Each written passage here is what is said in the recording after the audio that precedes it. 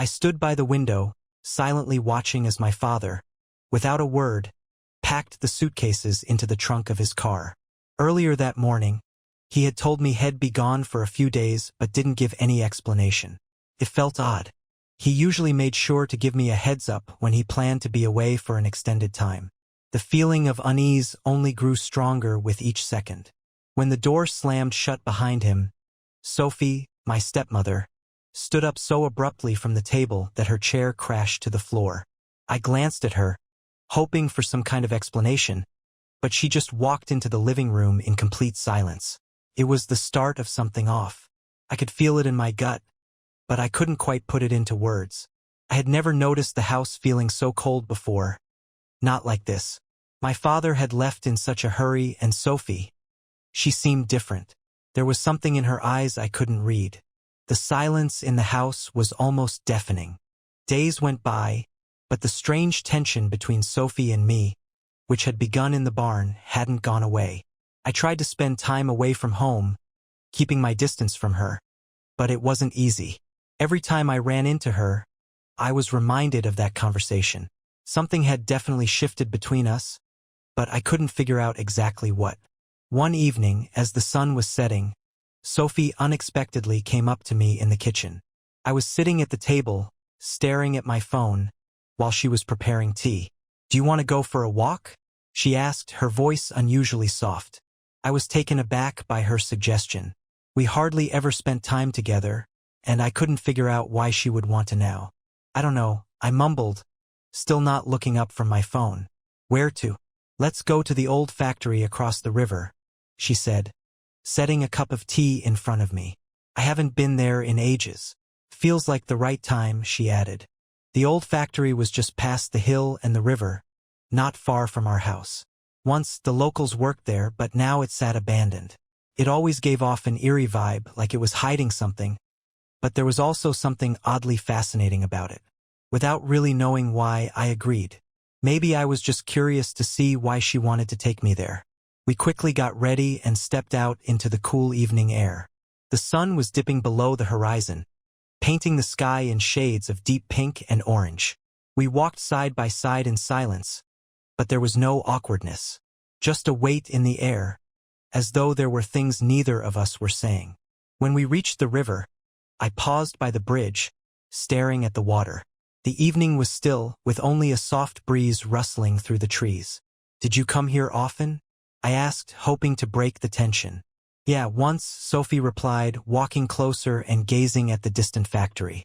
"This place reminds me of when things were simpler." I stayed quiet, listening to her. Her voice carried a sense of longing for something from the past. We crossed the old wooden bridge and arrived at the factory. The crumbling walls, collapsed roofs, and rusted metal structures created a gloomy, almost haunting atmosphere. It felt like time had stopped here, and the silence was almost too heavy to bear. We reached the old gates that led into the factory's courtyard. Sophie stopped and turned to me. "Sometimes, I think all our problems are just old mistakes we can't seem to let go of," she said, as if she weren't only talking about herself but about me too. I didn't know how to respond. Her words caught me off guard, but I could tell they ran deeper, something personal she wasn't fully saying. And in that moment, amid the crumbling walls, I understood that something had been happening between us for a while, something I hadn't noticed before. We approached a wall, and Sophie sat down on an old concrete block. I stood beside her, looking down at her. Her eyes were filled with unspoken thoughts, and I could sense she was on the verge of saying something important, but she held back. "Have you ever thought that maybe you're losing control of your life?" she asked suddenly, her voice barely above a whisper. I looked at her, unsure how to respond. Her question took me by surprise, and it felt so heavy. "Sometimes," I replied, "but I try not to think about it." Sophie nodded, and for a brief moment we fell silent again. The wind picked up, and suddenly, I felt her presence more intensely, as if the world around us had disappeared, leaving only the two of us. It was an odd feeling, but I couldn't ignore it. "Sometimes, I just want to leave," she said softly, her gaze drifting off into the distance. "Leave and forget everything. Leave behind everything that's suffocating me." I didn't know how to respond. My mind raced, and I realized her words were more than just a passing thought. It felt like a cry for help, one I couldn't ignore, but didn't know how to answer. Then, without warning, she stood up and walked closer to me. The tension between us grew, and I couldn't shake the fear it brought. Sophie stopped just in front of me, looking into my eyes with such sadness. And then, without another word, she moved even closer. The next thing I knew, her lips brushed against mine, and time seemed to freeze. It wasn't at all like I had imagined it. It was quiet, but decisive, as if she had made a choice and couldn't take it back. When she pulled away, I didn't know what to say. We stood there in silence, surrounded by the decaying walls of the factory, and I realized that nothing would ever be the same again. The walk back home through the factory felt like an endless silence between us. Sophie was walking beside me, but her mind was clearly elsewhere. After her kiss, by the crumbling walls, I couldn't sort through my thoughts. I had no idea what it meant or what I was supposed to do now. Sophie hadn't said anything since. She had just stepped away, acting as though nothing had happened. Honestly, it was all so confusing. My heart was pounding so loudly I feared she could hear it. Everything felt unreal. We walked in silence again, and I tried to make sense of what had just happened between us. I should have said something. I should have stepped back and told myself and her that this was wrong. But for some reason, I stayed by her side in silence. As we neared the end of the factory, where the overgrown path to the house began, Sophie suddenly stopped and turned to face me. Her eyes shone in the fading light, and for the first time, I noticed something in them I hadn't seen before. It wasn't the usual cold, guarded look. There was something more, something human. Vulnerability, fear, maybe a little bit of both. "I'm sorry," she said softly, breaking the silence. Her voice was shaking, which was unusual for her. I hesitated, unsure of how to respond. That simple apology only made me feel more uncomfortable. "For what?" I asked, even though I already knew exactly what she was apologizing for. She looked away and nervously ran her hand through her hair. In that moment, I realized that she, too, didn't know what to do next. For hesitating, she began but didn't finish. She took a deep breath and continued, "For what I shouldn't have done." My mind raced. What did she mean? Was she saying she shouldn't have kissed me? Or that she shouldn't have said what she did? "Sophie," I started, trying to find the right words. "I don't." But before I could finish, she raised her hand, signaling that she didn't want to hear any excuses. "Please don't," she interrupted. "It's all too complicated. I just don't know how to explain it." I fell silent, unsure of how to respond. Our conversation felt like a desperate attempt to navigate a situation neither of us fully understood, trapped in something with no easy way out. "Maybe we should just go home," I suggested, hoping it would at least ease the tension a little. Sophie looked at me with sadness in her eyes, but she nodded. We continued down the path. The wind picked up, and I noticed her pulling her thin jacket tighter around herself. Not so much to shield herself from the cold, but more from the weight of what had happened. I tried to convince myself it was just a fleeting moment of weakness. Nothing more. We both knew it was wrong, and she had even apologized. Maybe that was all we needed to move past it. But deep down, something inside me screamed that it wasn't that simple. That kiss, her words, everything, left too many questions unanswered, and I wasn't ready to face them yet. When we got home, night had fully settled in, and it was dark outside. Sophie stopped at the porch and looked at me like she was about to say something important. I froze, waiting for her words. "Listen," she began. "Let's just forget this happened. Please, we can't let this continue." Her voice was firm, but there was a hint of pleading in it. I felt that inner conflict again. On one hand, I knew she was right, but on the other hand, there was another voice in my head telling me I couldn't just let it go. "Yeah," I finally said, though the words felt hollow. "That's probably for the best." She sighed with relief, but her face remained tense. It felt like we were both playing a game neither of us wanted to be part of, yet somehow we were already too deep into it. We went inside, and the silence that greeted us was heavier than before. My father was still away, and his absence seemed to make the growing divide between Sophie and me even more obvious. I wanted to go straight to my room and forget about the day, but she stopped me at the kitchen doorway. "Ethan," she said, her voice quieter, but more certain than before. "Let's stop this here. Nothing else will happen." I nodded, but her words gnawed at me. "Nothing else will happen." It sounded so final, but I knew it wasn't that simple. "All right," I said, though I didn't truly believe she was sure. We both tried to convince ourselves it was over, but the tension hanging in the air said otherwise.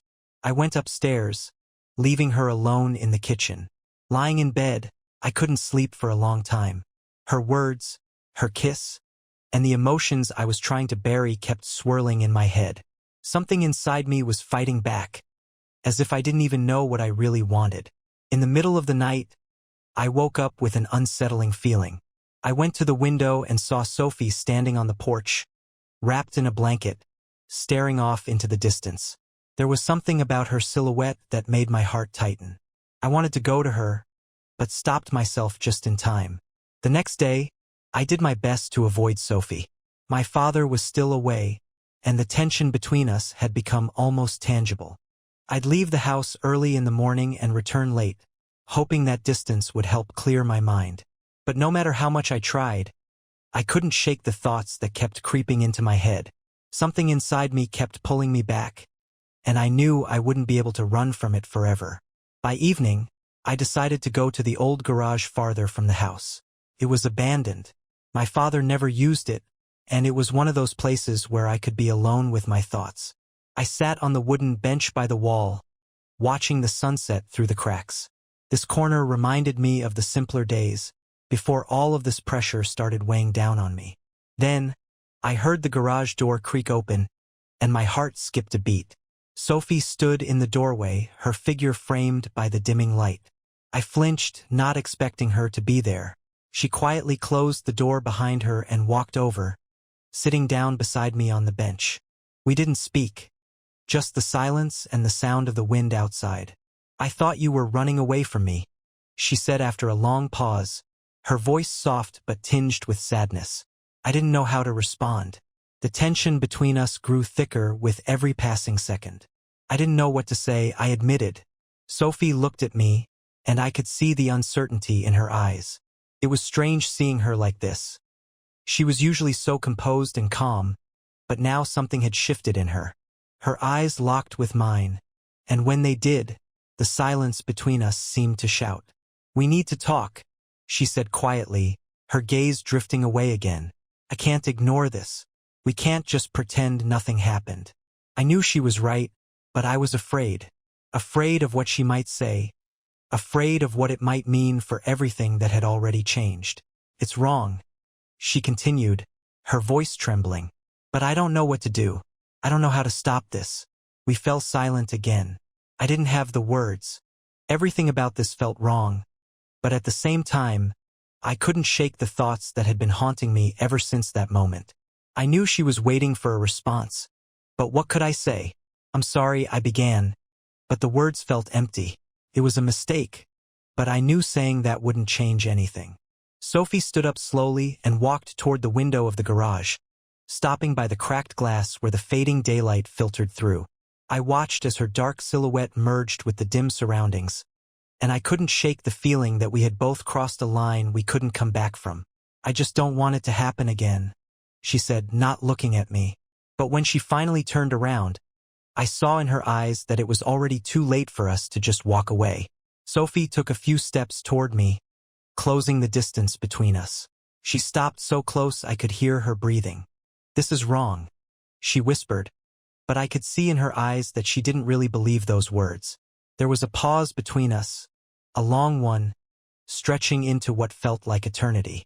I didn't know what came over me, but suddenly I stood up and moved toward her. She didn't pull away. Our eyes met, and it felt like the tension between us finally snapped. It was an instant decision, and before I knew it, our lips met again. The kiss was soft, almost fleeting. It wasn't like the first one. There was no surprise, no rush. This time it felt like we both understood what it meant. She didn't pull away right away, and in that moment time seemed to slow. I could only hear our breathing, and everything around us faded into nothing. When she finally stepped back, her eyes were filled with unasked questions, but she didn't say a word. We just stood there, looking at each other, both knowing we had crossed a boundary once more, and neither of us knew how to go back. "We need to stop this," she whispered, but her voice was quiet, uncertain. I didn't answer because I didn't know what to say. Inside, everything was screaming that she was right, but I also knew it wouldn't change what had already happened. The day after the kiss in the garage, I decided it was time to end this. I couldn't keep going down this path. I had to find a way to stop it. But even as I made the decision, everything inside me was in turmoil. Sophie and I had already crossed a line, and I knew it would be difficult to walk away from. Every time I tried to convince myself that we could forget it and move on, I realized I was only fooling myself. I spent the entire day outside, walking through the woods behind our house. Nature always helped me clear my mind and find some peace. The rustling trees and the cool air gave me a little clarity. I walked along the path that followed the old stream, leading deeper into the woods. With each step, I told myself I would find the right words to explain everything to Sophie.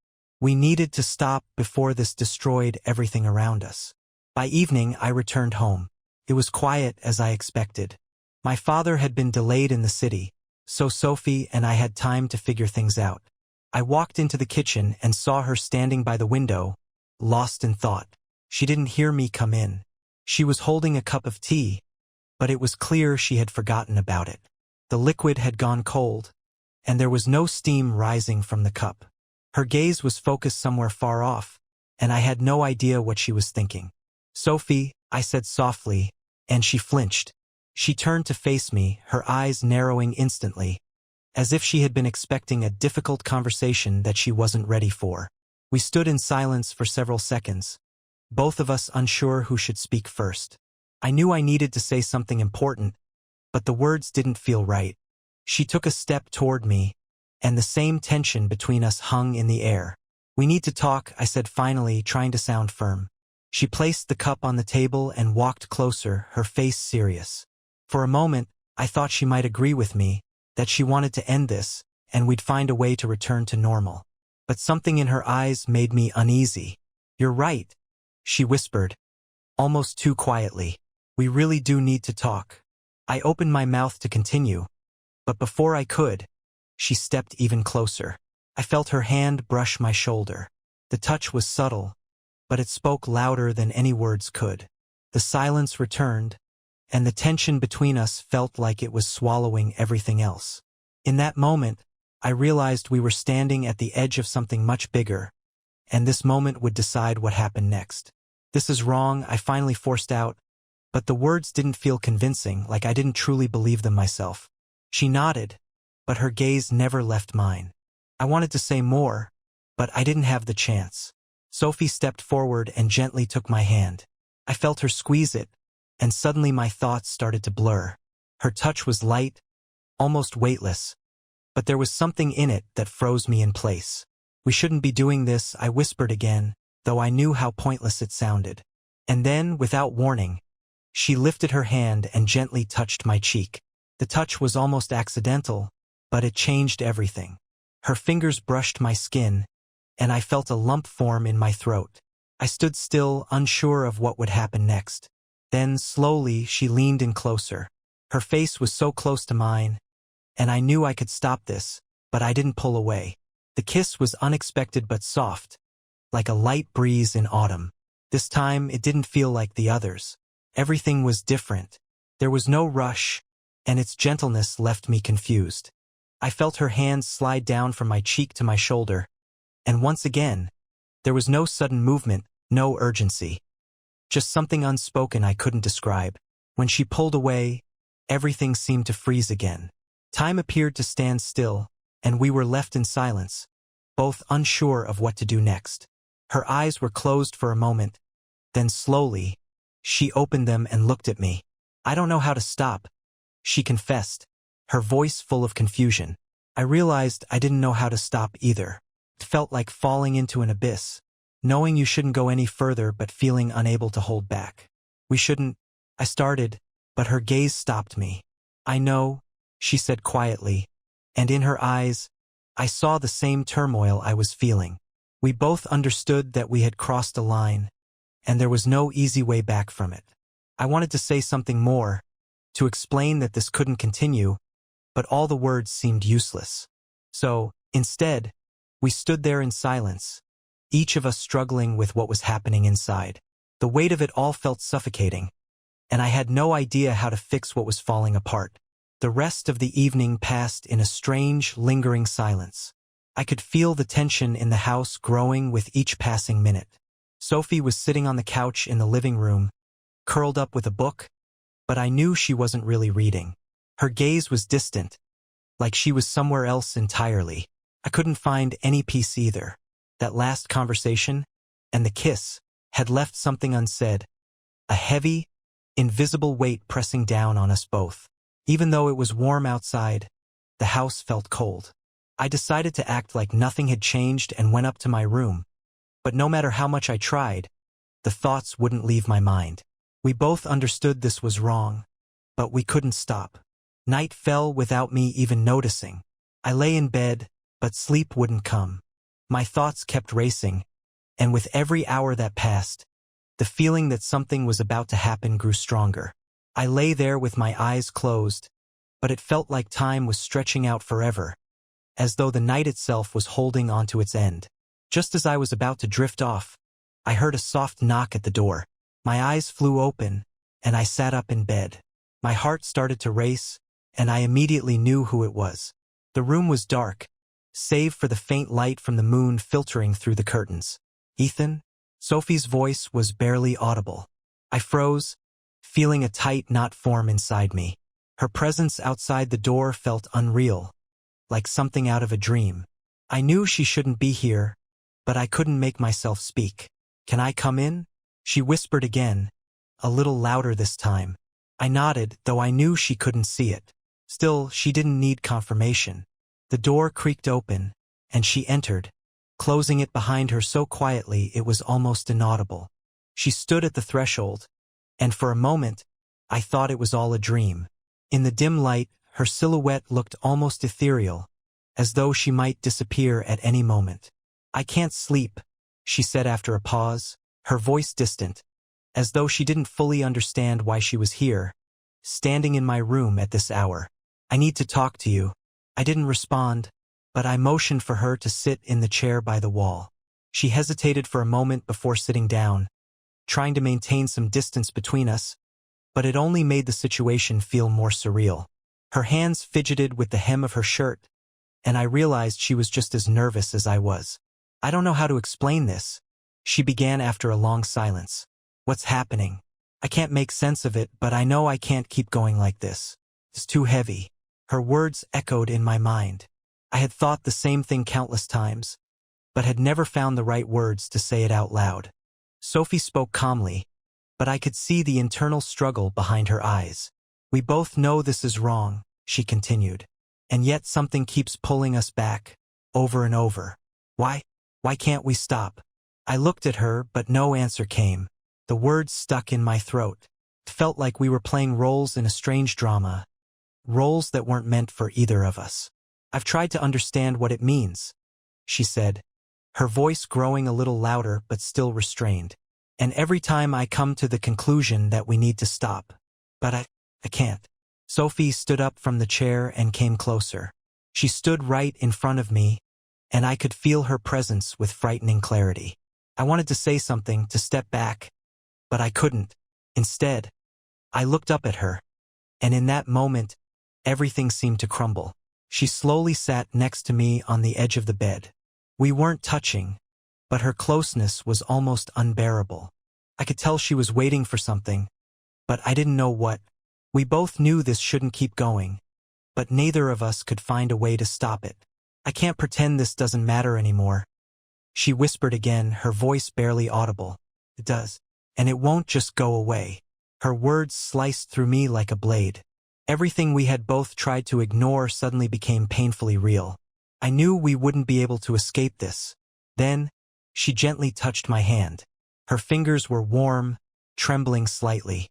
The touch was unexpected, but I didn't pull away. I knew I should have, but instead, I let her continue. Her hand slowly slid across mine, and I felt my heart race.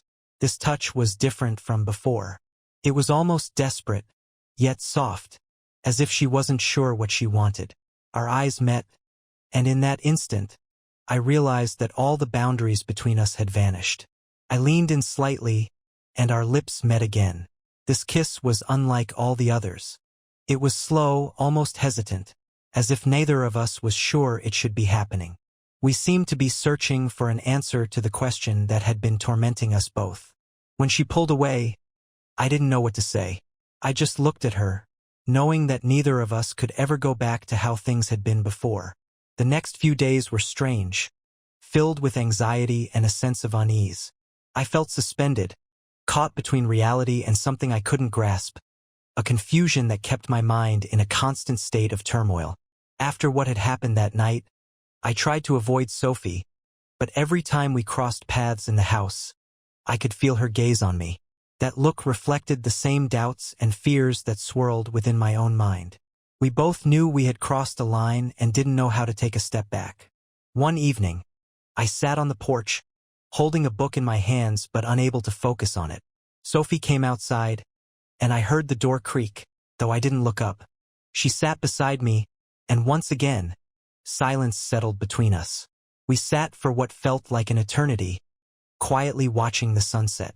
The tension between us was almost unbearable. "We can't keep doing this," she said softly, breaking the silence. I put the book down on my lap, unsure of how to respond. Her words were true. We couldn't go on pretending everything was fine, acting like we had control over the situation. "I know," I managed to say, still not looking at her. Sophie sighed heavily, and I could hear the exhaustion in her voice. "Dad will be back soon, and I can't imagine facing him, knowing what we've done," she said, her voice trembling. I realized she was on the verge of breaking down. It's like we're trapped, and there's no way out. I finally turned to look at her. Sophie seemed lost, tired. Her eyes were red, as if she hadn't slept in days. Her words reminded me that every moment we spent together only deepened the situation. We were standing at the edge of a cliff, not knowing how to prevent the inevitable fall. "We really can't continue," I said quietly, feeling a tightness in my chest. "But I don't know how to stop." Sophie lowered her head, running her hand through her hair. Her shoulders slumped, as if the weight she carried was too much to bear.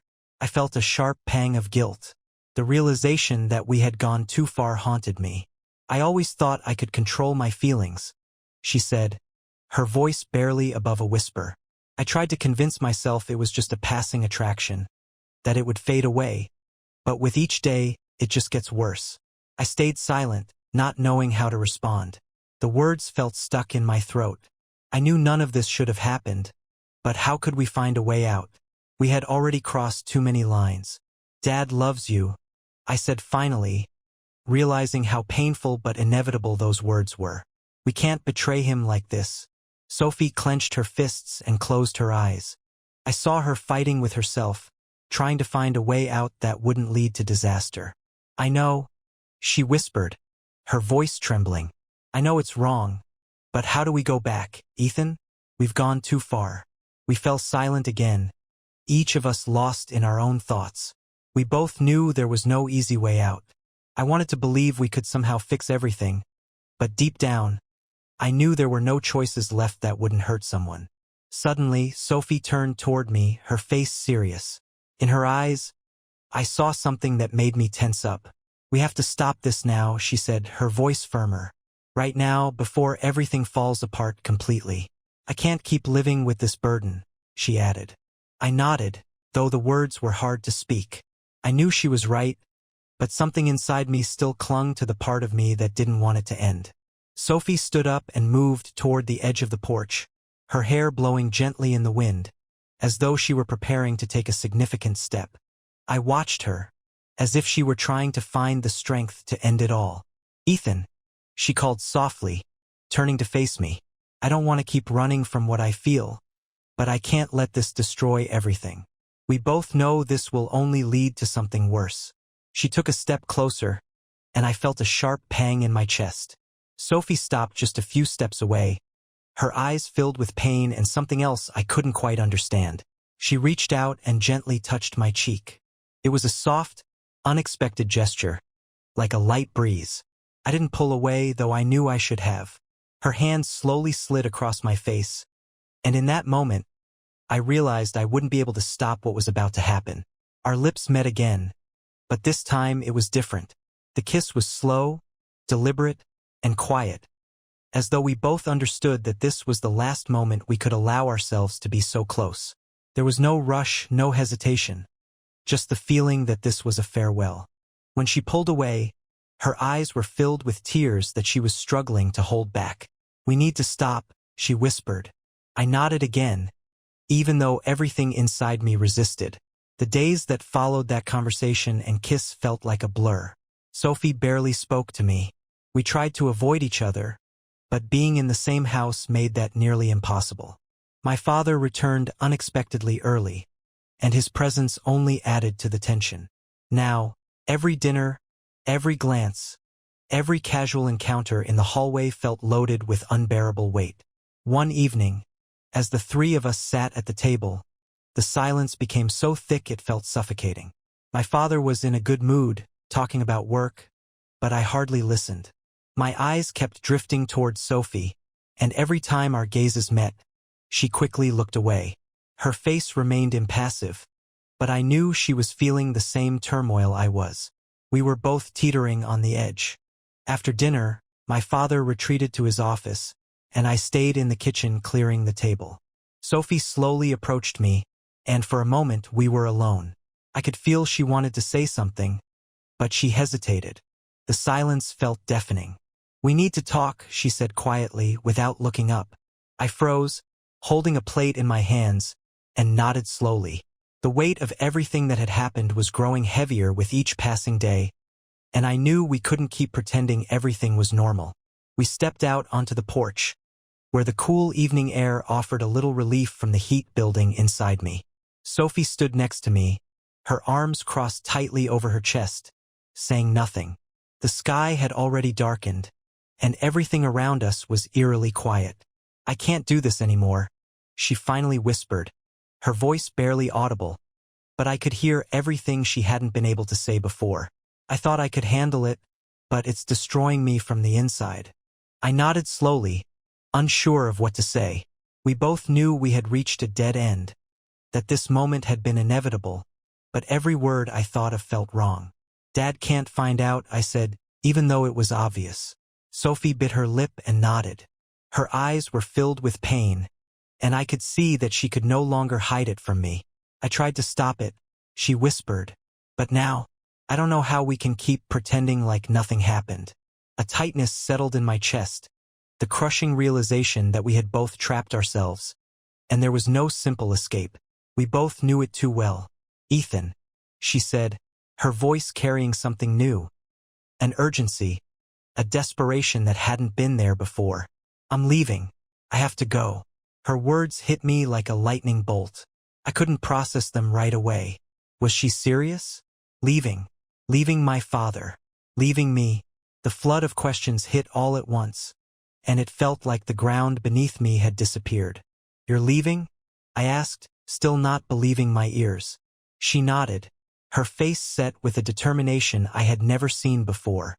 "It's the only way to fix this," she said. "I love your father, but I can't carry this weight any longer." Her voice trembled, but she kept speaking, almost as if afraid that if she stopped, she'd lose the courage to go on.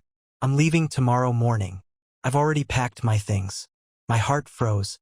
Tomorrow? That was too soon. I couldn't wrap my head around how everything had come to an end so quickly, and so abruptly. "What do I tell Dad?" I finally managed to ask, the words coming out in a strangled rush. "Tell him I'm tired, that I need time," she replied, her voice barely holding back tears. "He deserves the truth, but not the truth that will destroy him." She stepped closer and placed a hand on my shoulder, and I could feel that same weight pressing down on me, the same suffocating heaviness that had been hanging over us for days. "I'm sorry, Ethan," she whispered, her eyes filling with tears. I shouldn't have dragged you into this. I didn't know what to say. The words just wouldn't come. I stood there, feeling like everything around me was collapsing. Sophie took a step back, and in that instant, I realized that everything between us was finished. But just then, the door to the house creaked open, and my father stepped out onto the porch. He stood there in the darkness, his face barely visible.